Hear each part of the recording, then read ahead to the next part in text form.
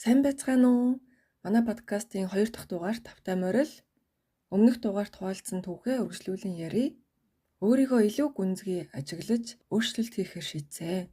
Ойр дотныхоо хүмүүсээсээ өөрийн сөрөг зан чанар, зуршил, хандлага, үйлдэл, ер нь өөрсдөд нь анзаарэгддэг зүйлсийн талаар асууж, тэмдэглэн авч эхэлсэн. Тэгээд тэдгээрийн цаад учир шалтгааныг ойлгохыг хичээж өөртөөгөө ажиллах болсон. Энэ аргыг Moonlight гэсэн сувгийн далд ухамсартайгаа холбогдсон плейлистэд орсон подкастнаас сонссон маш гоё, тодорхой, сонирхолтой жишээтэй ярьсан байдаг. Миний хувьд дүүгийнхээ хэлсэн нэг жишээг энд хуваалцъя гэж бодлоо. Дүүгийн маань хэлсэн үг өөрийн эрэхгүй намайг гүн бодолд оруулсан юм. Та өөрийн дурлаж хийж байгаа юмдаа өөртөө итгэлтэй, итгэх зүтгэлтэй, эцсийн үр дүн хүртэл хийдэг боловч өөртөө хэрэгтэй зүйл дээр тухайлбал хэл сурах дээр амархан шантардаг гэв. Тэгэхээр чинь энэ яг юу гэсэн үг вэ? Энэ амьдралдаа шимтэж хийсэн зүйлс маань тоолбол цөөхөн байдаг. Тэгвэл бусад үед өөртөө итгэлгүй амьдарсан гэсэн үг үү? Үнэхээр бодоод байхад дүүгийн хэлсэн нь үнэн юм шиг. Яаж засах уу? Шалтгаан нь юу ээж болох уу? Энэхүү гүн бодол аажмаар бага насны дурсамж руу хөтлөн аваачлаа. Хүүхэд насны минь ертөнцид аав маань гэр дүүргэсэн уул шиг хангар хүн, харин ээж маань бүхнийг мэддэг чаддаг, бүгдийг зохицуулдаг хамгийн мундаг хүн, мөн ээжийн маань шаардлага ч өндөр. Миний хувьд айлын том хүүхэд ээжтэй тусалж хоёр дүүгээ харна, гэр орны ажил, хичээл сурлага гээд гэр бүлдээ оруулах хувь нэмэр үүрэг хариуцлага ихтэй. Алдаа гаргавал зэмлүүлнэ, загнуулахгүй тул чадлаараа хичээнэ. Нэг өдөр ээжийн найз миний үеийн охиноо дагуулад манайд зочлон ирсэн. Тэр үед баг дүү дөнгөж мөлхөж сурсан эд хөдөлгөөнтэй үе дээрээ байлаа. Дүү мөлхөж явж байгаад гинтл уйлаад эхэлсэн. Ээж сандарч гүйж ирээд намайг загнахдаа дотроо бол намайг өшөөж явах мундаг байгаарай гэсэн хүслээ санаандгүй гаднаа буруу аргаар илэрхийлж орхисон. Чи энэ бүжин л хамыг хардаа ийм мундаг, бүгдийг маш сайн хийдэг юм байна. Сэргэлэн цовооч юм байна. Чи яг ийм болооч гэсэн. Гэвч тэр үг нь надад бол их хүнд туссан. Тухайн үед надад яг яагаад тэгж хүнд туссныг шууд ойлгоогүй ч одоо бодоход би яг ямар байх ёстой юм болоо, ямар байвал зөв юм бол гэсэн асуулт миний дотор урт хугацаанд оршиж ирсэн юм шиг санагдаж байна. Энэ явдлаас хойш ээжигээ баярлуулахыг хамгийн чухал зүйл гэж бодох болжээ. Сургуульд ороод ч тэр бодол үргэлжилсээр хичээлээ сайн хийж, онц сурч баярлуулъя гэж хичээдэг болов. Ингэснээр аажмаар өөртөө биш ээжтэй зориулж суралцдаг хэм маяг сууж, сурсан зүйлээ шалгалтаар батлан харуулan онц дүнгээ ээжтэй үзүүлээд дараагийн онц дүн рүү тэмүүлэх нь миний хувьд хамгийн зөв арга зам мэт санагддаг байсан. Энэ арга тухайн үедээ үр дүнгээ өгч, онц сурлагтан сайн охин гэсэн дүрийг бүтээж чадсан ч урт хугацаанд тасралтгүй хөгжих шаардлагатай зүйлс ялангуяа хэл сурах тал дээр үр дүнгээ өгдөггүй байсныг одоо л ойлгож байна. Учир нь хэл сурах нь шалгалтад бэлдэж төр зур цээжлэхтэй адилгүй, тасралтгүй давтах, оролдох, алдаа гаргаж, алдаанаасаа суралцах гэх мэт нарийн урт үргэлжлэх үйл явцтай. Миний тархинд бага насны дадал зуршлаас үүдэлтэй нэгэн хандлага байгааг ажиглав. Юмыг хурдан сурч баталгаажуулах ёстой гэсэн хүлээлттэй байдаг болохоор удаан хугацааны тууштай оролдлого шаардсан зүйл дээр шантарч эхэлт юм байна. Энэ нь миний өөртөө итгэх итгэлд ч нөлөөлдөг байж магадгүй. Тэгэл өөртөө урам хугар шантардаг байж л дээ.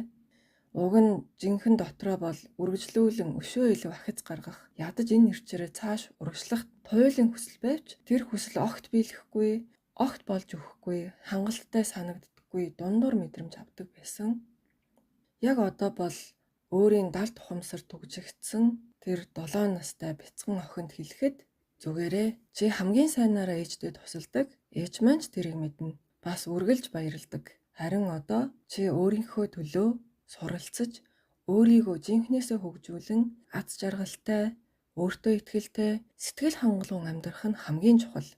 Тэглээч санаа зовлтгүй. Сайн мэдэн хүн өөрийн хандлага, дадал зуршлыг өөрчилж болдог. Энэ хуучин аргалчлалаа өөрчилж илүү урт хугацаанд тогтвортой суралцах, ахиж дэвших шинэ арга барилтай болж болно.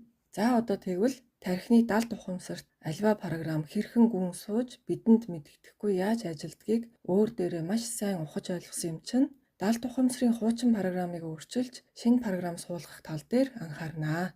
Тэхийн тулд өдөр бүр хүсэж буй шинэ програмаа өөртөө хэлнэ, дэвтэр дээр бичнэ, утсан дээр бичлэг болгоод сонсно гэх мэт баттгал үгс буюу аффирмашныг өөртөө суулгах замаар өөрчилж болж байна.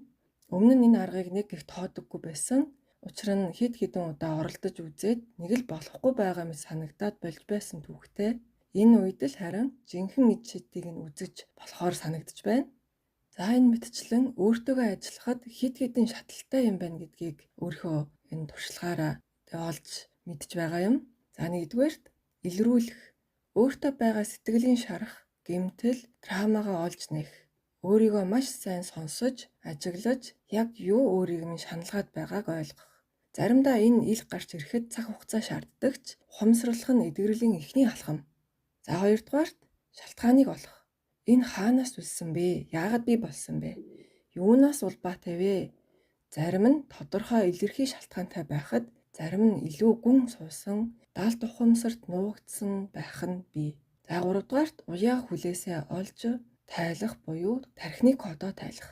Эдгээр сэтгэлийн шарах, гэмтэл, зочрол, травма нь амьдралын хандлагад хэрхэн нөлөөлж, даалт ухамсарт ямар дүрээр нуугдан, хэрхэн биднийг уйж байгааг илрүүлэх. За дөрөвдүгээрт эдгээр шарах, зочрол энэ бүхнийг хэрхэн эдгэх вэ? Бүрэн эдгээж сул тавих уу? Гэмтэлтэйгээ эвлэрч хүлээн зөвшөөрөх үү? Уучлах уу? Өөрийгөө, бусдыг өнгөрснийг зүгээр л ажиглаад айжмаар бүдгэрхийг хүлээх үү? Эдгэрлийн хугацаа нь хүн бүрт гэмтлийн гүнээс хамаарат өөр байдаг. Зарим нь удаан хугацааны ажил шаарддаг бол зарим нь ганц ухамсарлах төдий л арилах нь бий. Гол нь өөрийгөө хүчлэхгүй, цаг хугацаанд нь даатгах. 5 дугаарт шинэ програм. Хуучин шарах эдгэж арилгахад шинэ орон зай үүснэ. Түүнд өөрийн жинхэнэ хүсч буй зүйлээ суулгана. Ингээд олон жил хүсч мөрөөдсөн зорилгодоо хүрэх илүү түлхэц болно гэсэн үг. За ингэж л өөртөө сэтгэл засалж болж аажмаар өөрийгөө бүрэн ойлгож хүлээн зөвшөөрч эдгэж байгаамаа. Гэхдээ эдгээр аргууд зарим хүмүүст маш хүнд тусаж магадгүй. Учир нь хүн бүрийн мэдэрсэн, туулсан зүйлс нь өөр өөр. Мөн тухайн хүн өөрийн дахин давтагдагшгүй өвөрмөц онцлогтой байдаг. Тэгэхээр хэрв хэцүү санагдаж байвал мэрэгжлийн сэтгэл зүйчийн тусламж эсвэл туршлагатай бясалгалын багшийн зөвлөгөө, чиглүүлгээр анханасаа энэ бүхнийг эхлүүлсэн дээр болов. За бас нэг түүхээ хуваалцъя. Энэ түүхээ зүүдний дохио гэж нэрлэсэн. Энэ зүүд зүгээр нэг гинс зүүдлэгдээгүй. Олон жирлийн турш давтагдсан хар дарсан зүүд. Би нарийн тавчуу гудмаар ганцаараа алхаж явдаг. Ихэвчлэн гаражнууд, төмөр хашаануудын дундуур алхаж явхад урд минь 5-6 хүүгүүд зогсож байдаг. Тэд 17-18 орчим насны танхай, тогшин царайтай. Анх бол тэднийг харангуйтаа л зүгтдэг байсан. Харин жил өнгөрөх тусам надад улам ойртож эхэлсэн. Сүүлдээ ихчлэн цугтаасан ч нэмэргүй болж намайг барьж аваад хамаг үнэтэй бүхний минь дээрэмддэг болсон. Харин хамгийн сүүлд 2025 он гараад удаагүй байх үед ахин зүүдэлсэн. Гэхдээ энэ удаа дээрэмдүүлэхээс гадна бүр алуулж байгаагаар хард орж зүүдэлсэн. Энэ зүүд яг яагаад ингэ байнга зүүдлэгдэт идэм болоо? Зүгээр л зүүдлэгдэхэ болж болдгүй юм бах та. Тэгээ гинт нэг зүйлийг ойлголоо.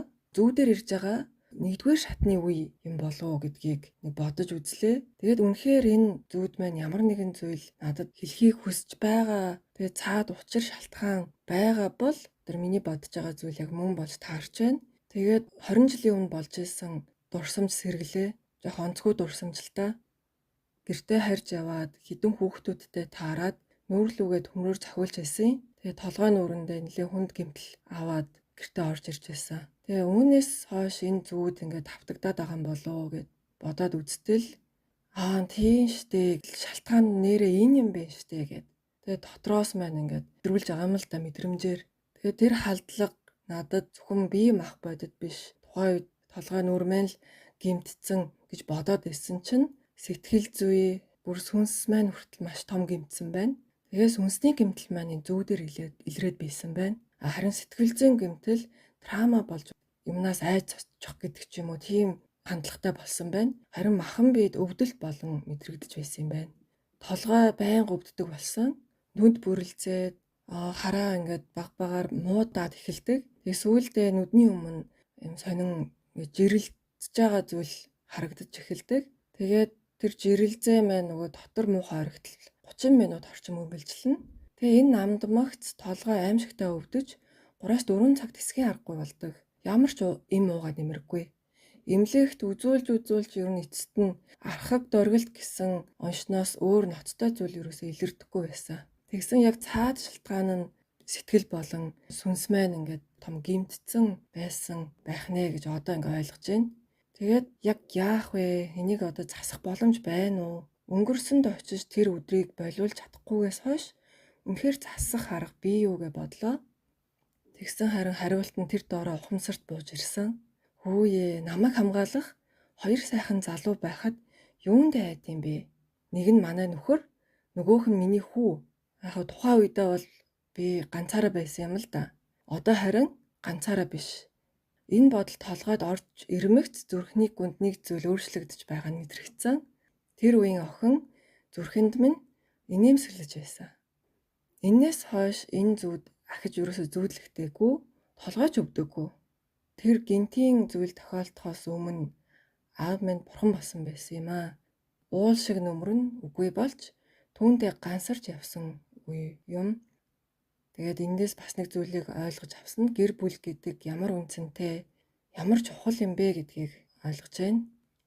За ингээд сүүлийн үед зүүднүүдэд тэмдэглэдэг болсон. Зүүд бол зүгээр нэг хий юм биш, тодорхой дохио, шифрлэгдсэн тэмдэгтүүдийг бидэнд илгээж өгд юм байна гэдгийг ойлгосон. Тэгээ мөн муухай зүүдэлсэн ч айхаа билсэн. Учир нь тэр бүхний цаана надад хэлэх гэсэн нэг зүйл үргэлж байд юм байна.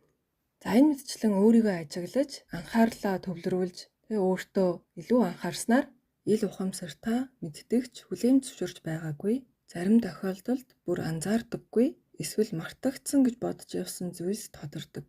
Магадгүй зарим нь үнэхээр идэгсэн байх ч боломжтой. Хэрэг бүрэн идэгсэн л бол хизээч бидэнд уяа хүлээс болохгүй. Олон жилийн турш гаднаасаа хүчтэй харагдах гэж сэтгэл дотроо тэдгээрийг нууцлж явснаа одоо ухаарч байна. Гэхдээ одоо өөрийгөө илүү анхааралтай ажиглаж, дотоод аниагүй сорив, буруу хандлага, сэтгэл зүйн блокуудаа нууж даралгүй хүлээн авч ойлгож эдгэх замыг сонгож байна. Эдгээр өөрчлөлт амьдралын хандлагыг ч өөрчилнө. Бүх зүйлийн буруу гаднаас хайх биш, хариулт өөрт нь байгааг ойлгож эхэлнэ. Өөрийгөө гүнзгий таних тусам айцтай, өөртөө итгэлгүй байдлын жинхэнэ учир шалтгааныг мэдснээр өөрийгөө хайрлаж, хүндлэх мэдрэмж нэмэгдэнэ. Улмаар бусдыг ч хайрлаж, ойлгох, хүндлэх чадвартай боллоо. Энэ бол жинхэнэ өөртөөгөө уулзрах, өөрийгөө байгаагаар нь хайрлах үнэнч зам юм аа. Миний хувьд. Миний түүхийг сонирхон сонссон та бүхэнд маш их баярлалаа. Хэрэв танд бусадтай хуваалцахыг хүссэн түүх, дурсамж, мэдрэмж байгаа бол надтай Facebook пэйж болон Instagram-ын чатаар холбогдоод чөлөөтэй бичээрэй.